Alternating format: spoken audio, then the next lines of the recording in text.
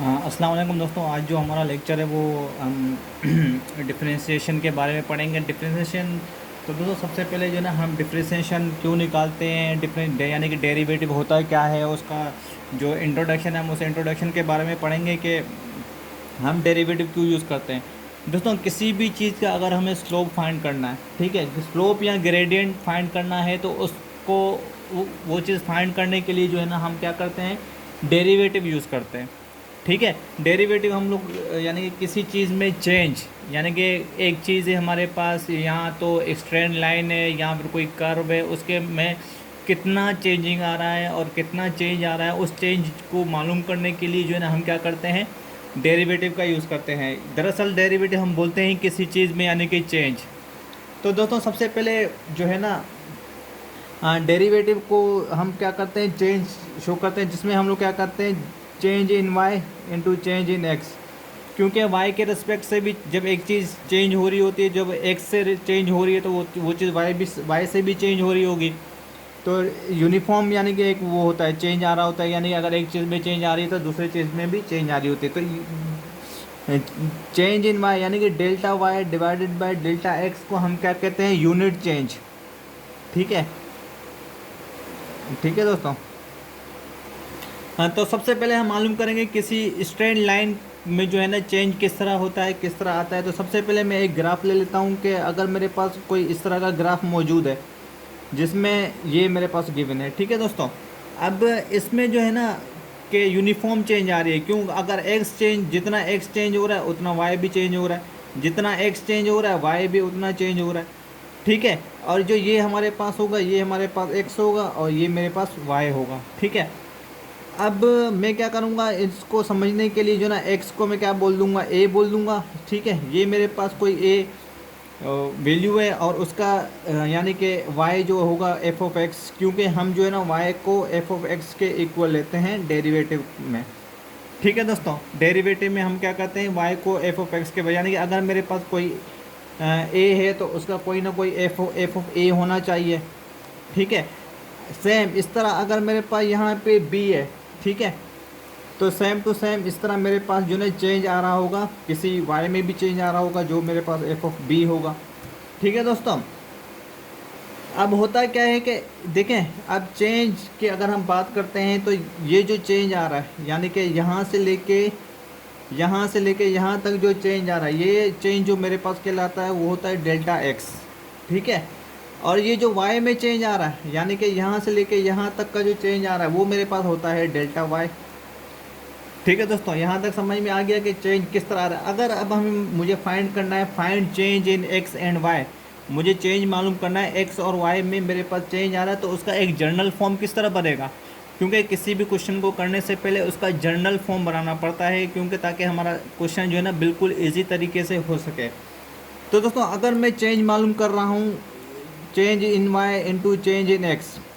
ठीक है, अब चेंज इन वाई में मेरे पास क्या आ रहा है, एफ ऑफ बी, यानी कि ये एक यहाँ से लेके यहाँ तक मेरे पास एक चेंज आ रहा है और यहाँ से लेके एक मेरे पास ये चेंज आ रहा है। तो टोटल चेंज मेरे पास, यानी कि ये पूरा जो आ रहा है मेरे पास टोटल चेंज आ रहा है जो वाई के रिस्पेक्ट से आ रहा है।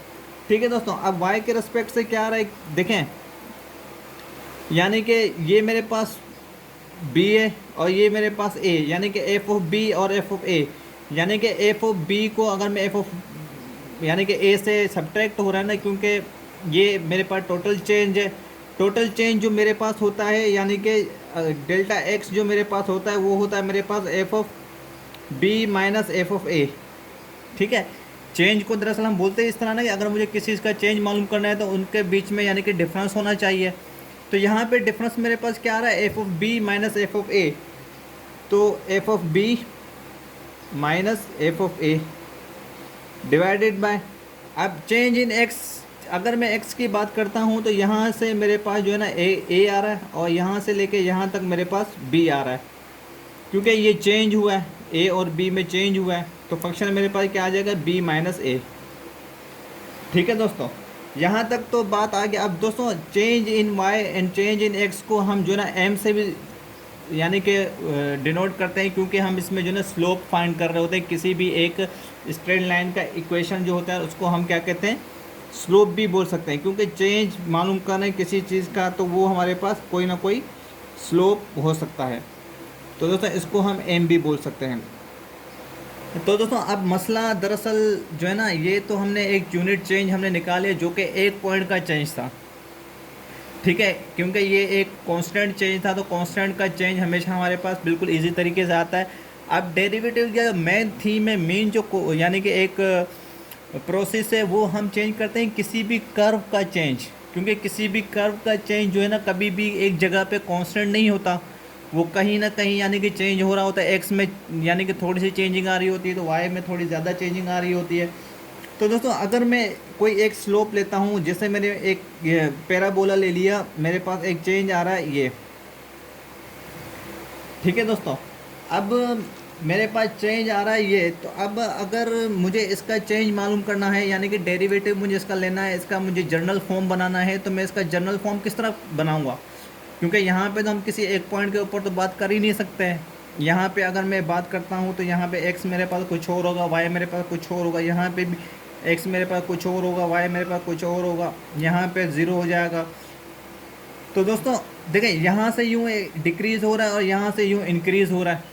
तो हम दोस्तों यहाँ पे क्या करेंगे, सबसे पहले जो है ना एक पॉइंट लेंगे, ताकि उस पॉइंट को हम देख सकेंगे वो पॉइंट हमारा जो है ना टेंजेंट लाइन जो है ना वो किस तरह बनेगा और उस चीज़ को हम किस तरह ऑब्ज़र्व करेंगे। तो दोस्तों यहाँ से जो ना मैं एक टेंजेंट लाइन लूँगा जो कि यहाँ से यूँ होता हुआ जाएगा, ठीक है। यहाँ से मैं टेंजेंट लाइन लेता हूँ और यहाँ पे मेरे पास जो है ना एक पॉइंट बन रहा है ये, और एक पॉइंट बन रहा है ये, ठीक है दोस्तों।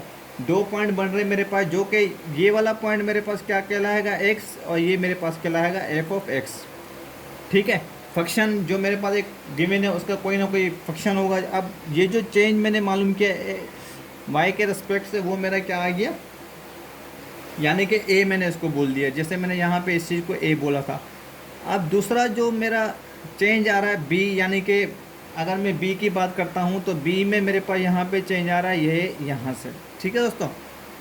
अब यहाँ पे मुझे समझना पड़ेगा, जैसे मेरे पास ये मेरे पास कोई एफ ऑफ एक्स था फंक्शन, ठीक है, जो कि यहाँ से लेके यहाँ तक था।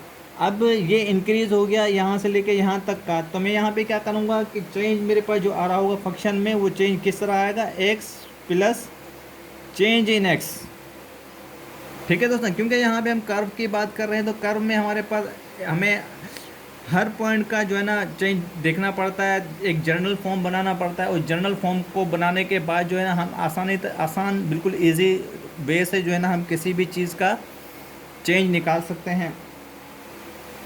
ये तो मेरे पास एक्स आ गया, और ये मेरे पास क्या आ गया, चेंज इन एक्स, ठीक है दोस्तों।